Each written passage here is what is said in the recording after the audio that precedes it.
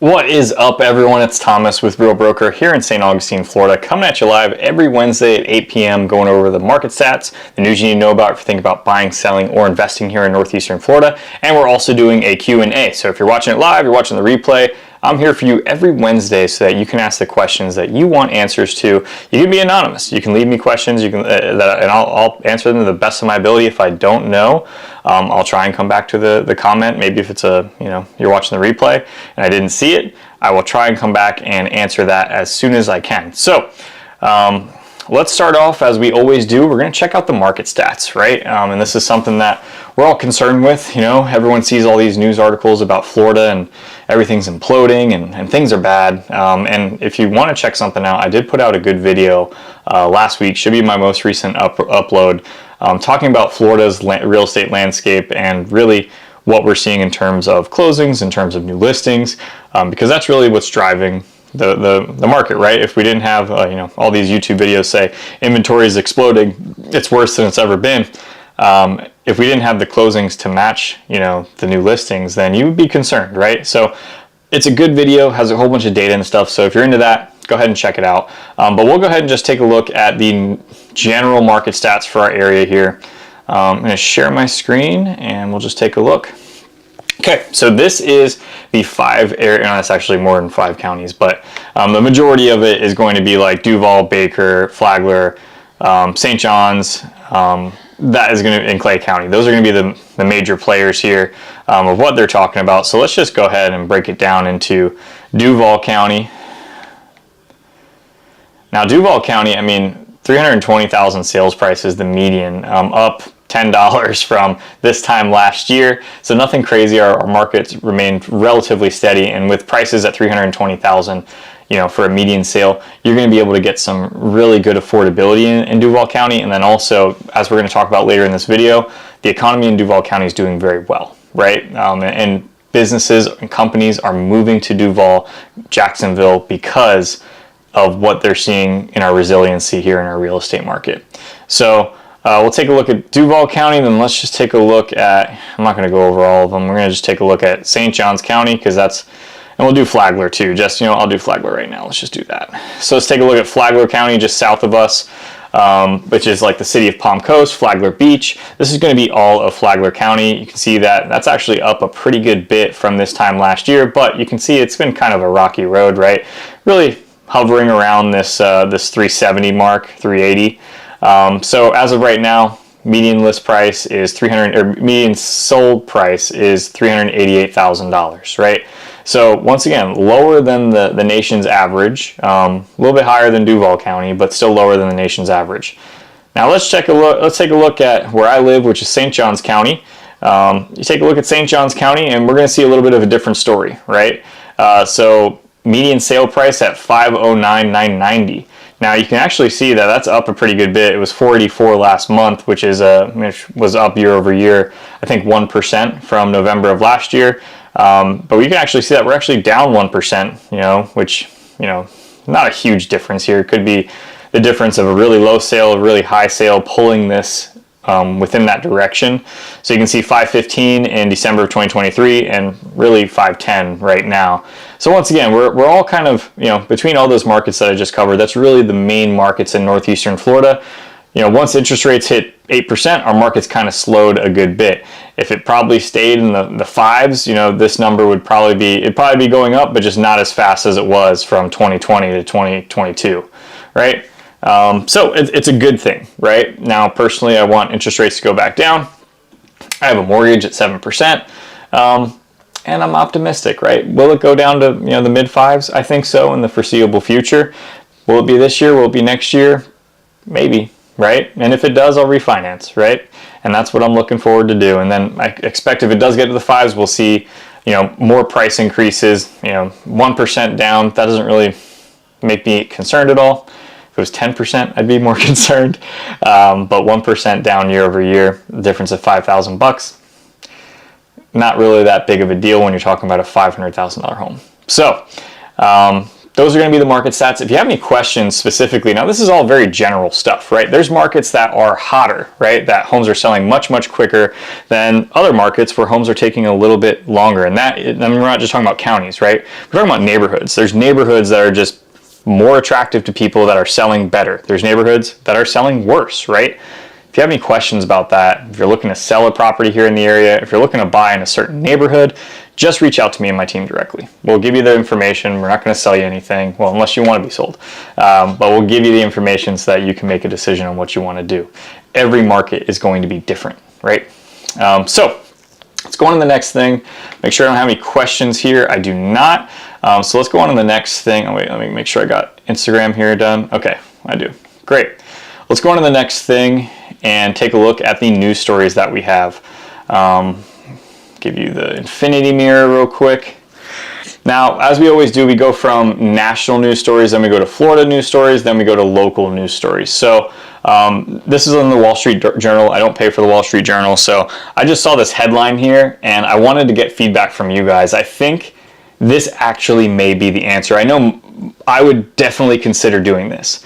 Is living on top of a Costco the answer to affordable housing crisis? New development in LA includes plans for 800 apartments with a pool above bulk goods warehouse. Like, to me, the rest of the article I don't have, but to me, I don't know. I mean, me and my wife love Costco. If I can just like, hey, I'm hungry, go down and get a chicken for $6 or a 1.5 foot hot dog for $1.50, that might be pretty sweet, right? And then you just got to carry it right up the the elevator or whatever. Probably have an in-store elevator you can just access for residents only. That'd be sweet. That'd be awesome.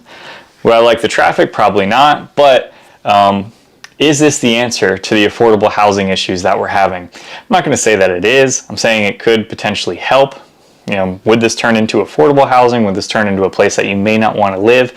Because then it's like bulk housing, right? But I don't know. Thought that was an interesting thing. What would you want to do? Would you want to live in a condo above Costco? Really interested to hear what you have to say.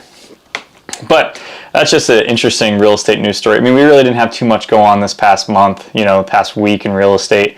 Nothing that we could cover nationally. But let's go on to what's happening here in Florida, right? Now, there are a ton of laws that have just gotten passed. I don't want to cover them all because I'll bore you to death. But of course, we'll provide these links in all of the YouTube videos in the description. There are a whole bunch of Florida laws that are going to be taking effect come January 1st. There's 12 new ones. And Ron DeSantis passed over 200 new state laws. 12 are set to go in effect, sorry, but there's 200 new state laws. The majority of effect took in July and October, which is pretty crazy. How many laws have changed, and I had no idea, right? So really unaffected by a lot of these laws. HB3, I want to cover a couple of them. HB3, social media restrictions for children. So under 14 years old, you're not allowed to have a social media account. 14 to 15 says you can have it with parent consent. How they're going to monitor that, I don't know. I mean, honestly, this seems like too much to me. I do kind of agree that social media is kind of ruining people. But do I think the government needs to step in? That's a hard sell for me. I don't know. Voter registration applications. House Bill 135 amends part of the state's voter registration application statute.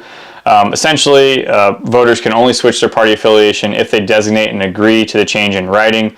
What they're saying is that the new law requires them to ensure there's technology in the process so that you don't have to do it in writing, which honestly makes sense. I'm not sending any letters anymore. It's just not happening. I don't know if you guys are, but hopefully this doesn't lead to fraud or whatever. But apparently there already was a little bit of what they would quote unquote say a glitch, which changed people's party affiliation, which is really interesting. That a glitch would do that. I don't know much about coding and stuff like that, but tinfoil hat. I gotta keep it. I gotta get a tinfoil hat. I gotta keep it here. We covered this the other week, but building regulations, essentially they need to make the approval and rejection of permits, a faster, more streamlined process. The city of St. Augustine, St. Johns County has already gone through that. They've made it now like where it's like an application online to be able to speed up the process. In general, St. Johns County is normally pretty good with permitting. Okay, we're not going to do this one. There's one more here I wanted to cover. Now this one's the one I covered the other day. We haven't really heard how this is going to help. I did some math using ChatGPT, and honestly it didn't make a whole bunch of sense to me. But House Bill 7017, Amendment 5, changes the way some property taxes are calculated for Florida homeowners who have a homestead exemption. So if you bought a home within the past year, make sure you file for homestead exemption. It's going to get you $50,000 off your taxable value and also keep you from getting an increase in property values year over year, and they'll cap it at 3%. So this is supposed to help in another way, but when I did the math, it came out to like, I think it was like $12 a year. It was nothing crazy. So maybe I'm not seeing the full picture. I think it's their fault. They haven't explained it that well. So either way, guys, I'll keep this link in my news stories for you guys to cover so that you can read through it and check it out, do your own independent research on it. But those are like the highlights that I wanted to cover because it's more, I'd say, more real estate focused and also your kids, right? So I think those are more important. So let's talk about what we talked about earlier. And, oh, sorry, if you have any questions about anything I covered, comments, reach out to me directly, whatever you got to do. Let's talk about Jacksonville and what's going on there. And if I'm correct here, let me just double check my Instagram. Let's see if he's still watching. You still watching? Let me see. I think I got a past client here still watching. I don't know. We only have 2 people, so maybe not. But one of my past clients who works on planes, who relocated here from Colorado, then if you're watching, you know who you are.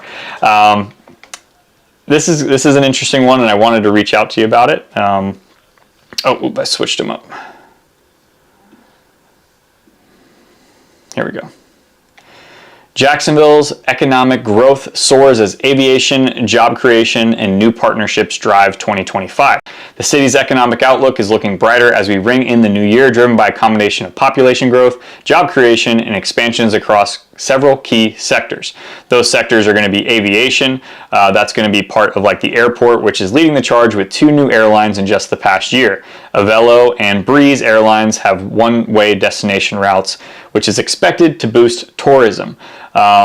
They also have, aside from that, they have the first hypersonic aircraft testing facility, bringing with it 100 high-paying jobs, each offering a salary of more than $100,000, which is at the Cecil Airport, which I think is awesome. I mean, that's great paying jobs for our area, and that's something that obviously with how much money we spend in our military is probably not going to go away. And if we can have hypersonic aircraft, like trains, like, the bullet trains they have in Japan, getting people places faster, that's a sweet deal. So in addition to that, they also have the financial tech footprint here in Jacksonville growing. For fintech startups, Jacksonville's been known to be like one of the main areas places have gone since COVID, outside of like South Florida.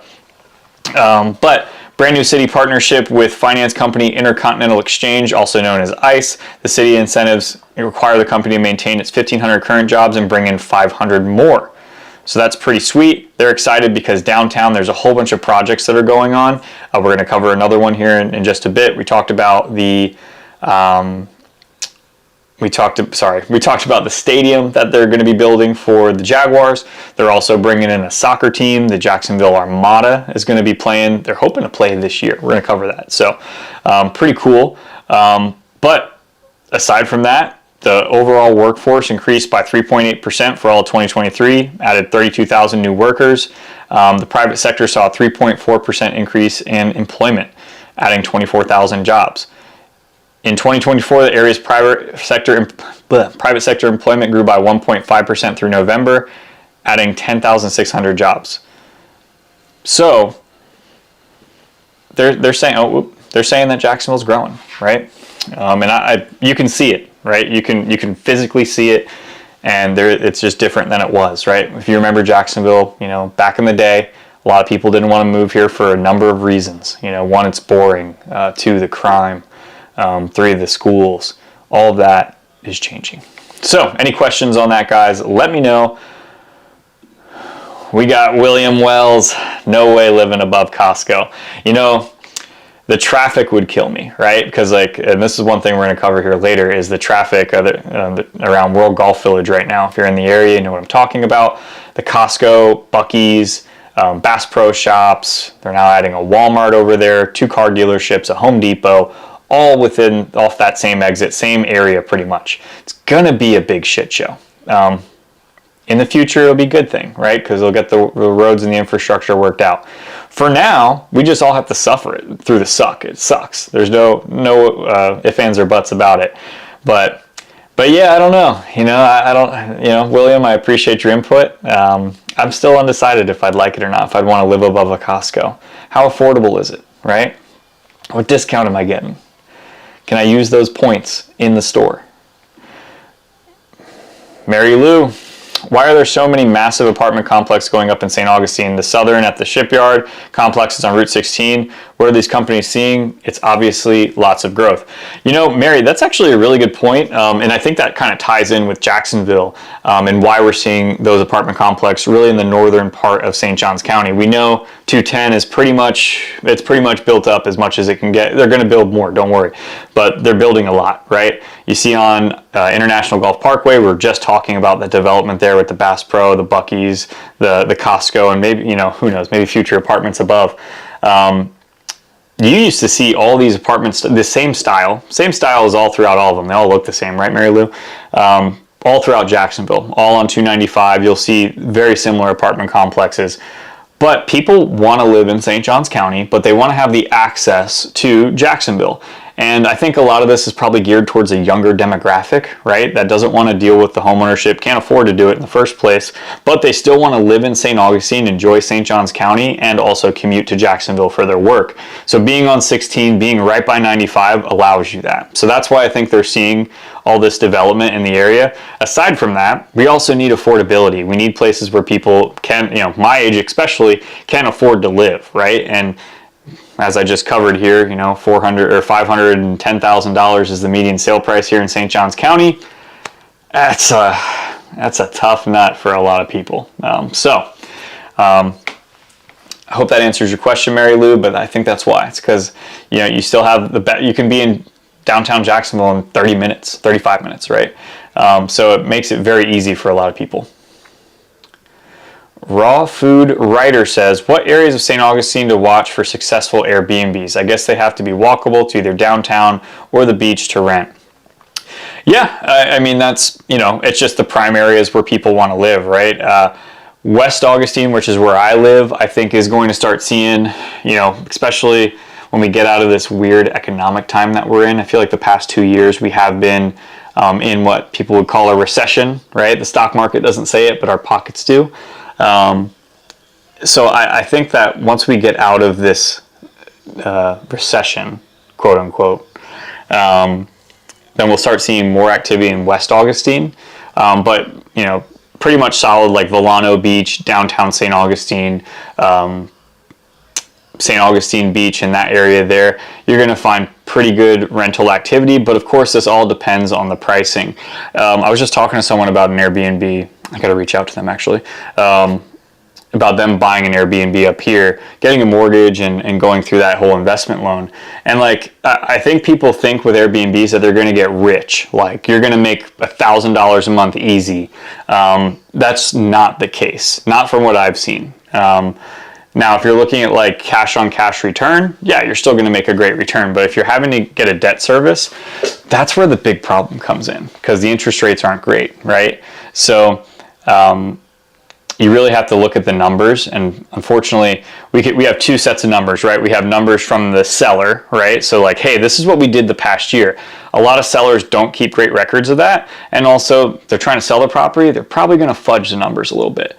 So we always cross-reference that with a property management company who's going to take like-kind properties that they personally manage and then apply those numbers to that Airbnb. So any property that you would be interested in, that's what we'd have to do. We take the numbers from the seller, take the numbers from the property management company, give you that information there so that you know what you're getting into. But all those areas I just covered, I think, you're still able to find a deal. Just depends what price you're looking at. Probably the luxury stuff is doing a lot better, I would say, in terms of Airbnbs than the lower end, because a lot of people are into those nowadays. And the lower end, in terms of the economy, those people are going to be more affected. So either way, let me know if you have any questions, Raw Food Writer. Appreciate you. Yep, I'm still here. I think this is one of my past clients, so I hope he saw what I said about the aviation industry up in Jacksonville, Cecil Airport. Check it out. And Instagram doesn't poll here for whatever reason. It's weird. JJ, Happy New Year. Appreciate you being here. Happy New Year to you guys. Forgot to, I guess it is New Year's Day. Went out in the water today. Put my boat in the water. My brother-in-law cleaned it all up. Had it at his house for about a couple months, maybe a month and a half. Took it out for hurricane season, put it in the water, and it wasn't moving that fast. I mean, we might have been going 10 miles per hour in the water, not going anywhere, but it was okay. Nice day on the water, nothing crazy.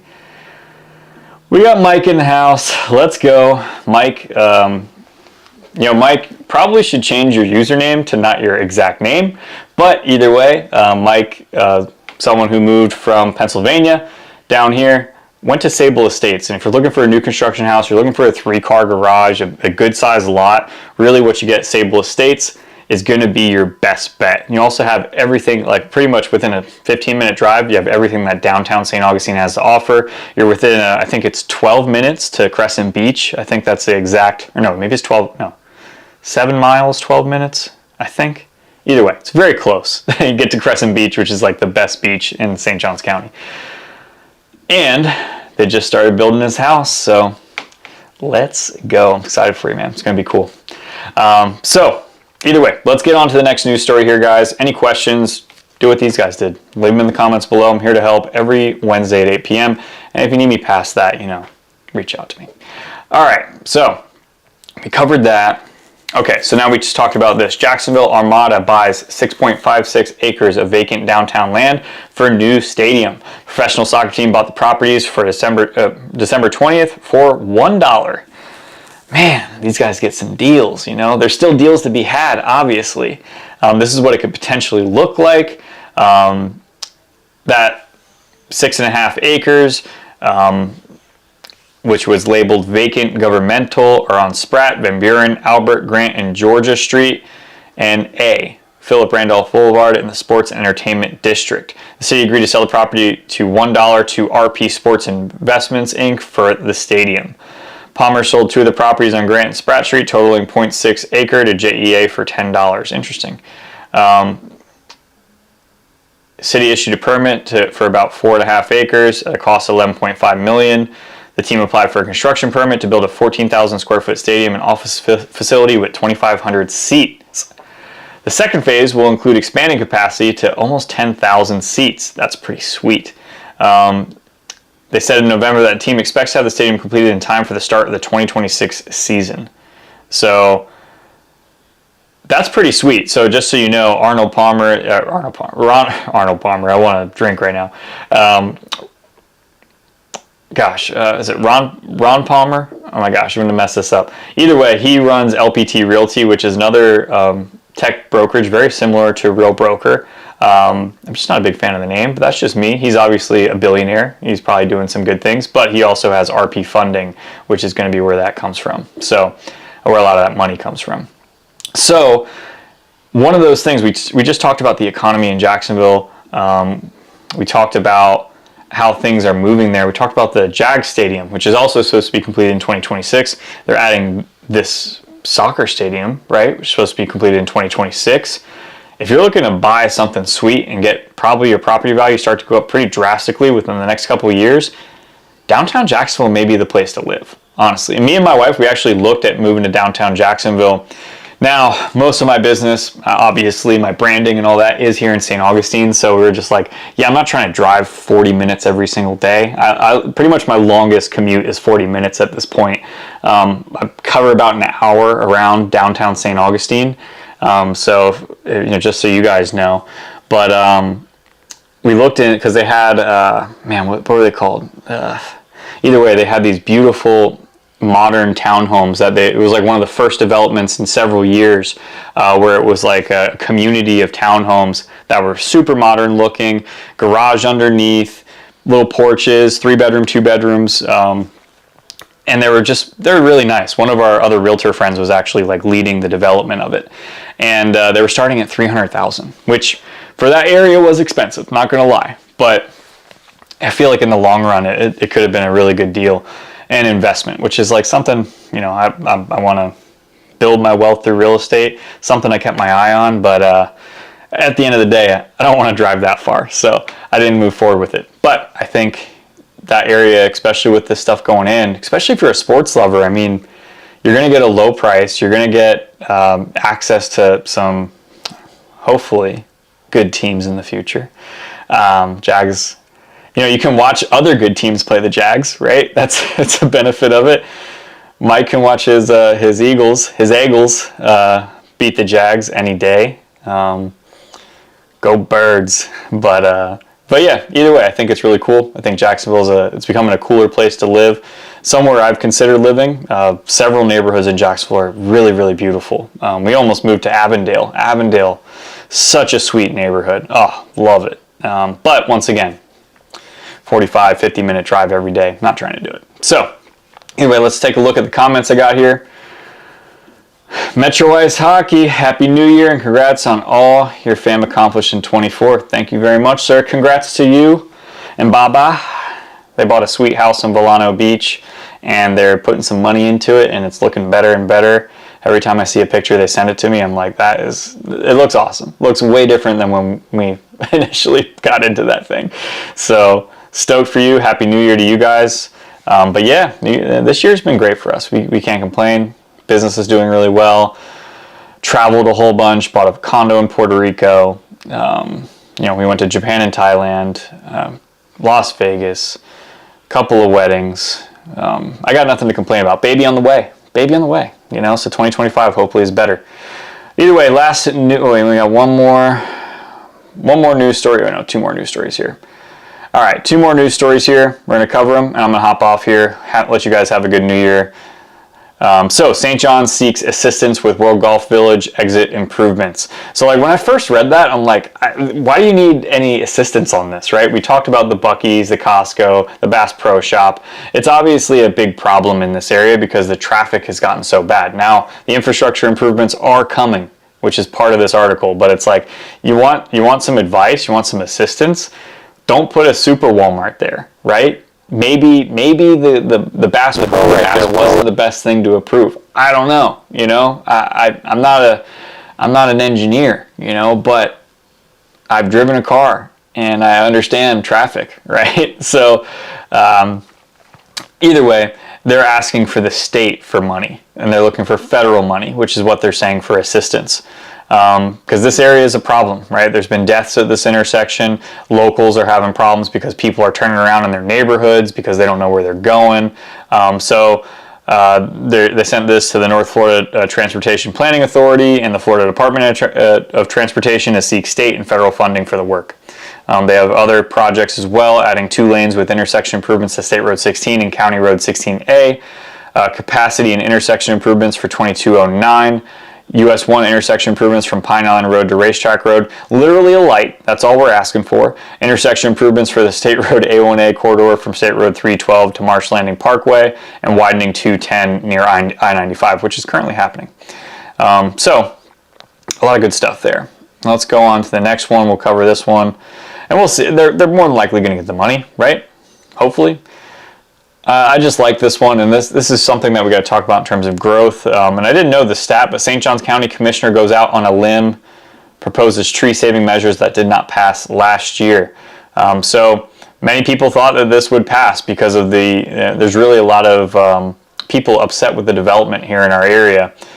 So they proposed 14 new ways to protect trees. Didn't go forward, but they're putting it back on the ballot, hopefully to push forward here. So she thinks she has a more favorable commission towards saving the trees in a better manner for St. Johns County. Proposed changes include increased fees for developers who remove special and large trees. Right now, according to the county's 2023 tree laws, even the largest oak tree can be removed for a fee of $400.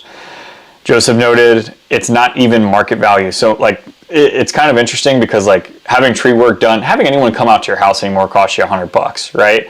Having someone come to take a tree out, a massive oak tree, that's easily $1,000. I mean, I'm not 100% sure, but I'm almost positive because I had someone trim trees in my area and they trimmed 3 or 4 trees and it was $1,000. So either way, they're also talking about urge developers to leave the natural tree buffers around construction projects instead of recreating a tree buffer with younger, smaller trees. Makes sense to me, but at the end of the day, these guys want to clear as much land to build on as much land as they can. Makes it easier when they're building and getting around things. I doubt it happens. So this is a really interesting stat. Between 2001 and 2022, St. Johns County lost 40% of its tree canopy, according to Global Forest Watch. So that is terrible, right? That sounds awful. It sounds so bad. 40% of its tree canopy. But I think it would also be a benefit to a lot of these new construction neighborhoods, because that's one of the biggest things that I would say is a negative of these neighborhoods is you go into a new construction neighborhood versus like a mature existing neighborhood that's been there for at least 10 years. And it feels barren. I mean, you know, you got these little tiny trees, you got no cloud cover. Everything kind of looks the same because it's all new, right? But everyone's got the 2 trees in the front, the same bushes in the front. And it's just not nice, right? When you go into a more established neighborhood and you have that tree cover, it feels more like Florida, at least to me. It feels more like Florida, right? Where like this is old Florida. Like West Augustine has that. St. Augustine South has that. St. Augustine Beach has that. Parts of Volano Beach have that. Where it just feels more homey, more mature of a neighborhood. So I think they should leave it. I think it actually would improve, and they'd probably raise the prices because of that. I wouldn't be surprised. If you had a new construction community that felt like, I mean, you go to Trailmark, for example. Trailmark's a great example of this because it's a more older, established new construction community. You go in the front of that and it still feels like you're in nature, right? When you go to like Silverleaf, for example, clear-cutted. Like you can see flat land clear-cutted for, I don't know, half a mile. It's a lot different. So either way, guys, that is going to be it here every Wednesday for you at 8 p.m. going over the market stats, the news you need to know about, thinking about buying, selling, or investing here in Northeastern Florida. And we're also doing a Q&A. So you saw these people throwing comments down here. If you have any questions, I try to cover everything live. So if you're watching it live, watching the replay, throw me a comments below. Helps me in the algorithm as well. But until next time, guys, I will see you next week. Happy New Year. Hope it's a good one for you. I'm trying to level up this year and make 2025 really good. I have to now because I have a baby on the way, which is insane. You see my hat? Dad gang right there. So we're in the home stretch too, April 2nd. So 90 days till that happens. Still hasn't fully hit me yet. I don't know. Let me know what you guys think in terms of the dads too. Like when you had your first kid, like was it like, were you freaking out early on? I'm not freaking out, you know, but I am trying to prepare as best I can. I feel like I'm going to freak out exactly when it happens. Like while my wife is giving birth, it's going to be like a wave hits me. Either way, guys, I'm hopping off for the night. I'll see you next week.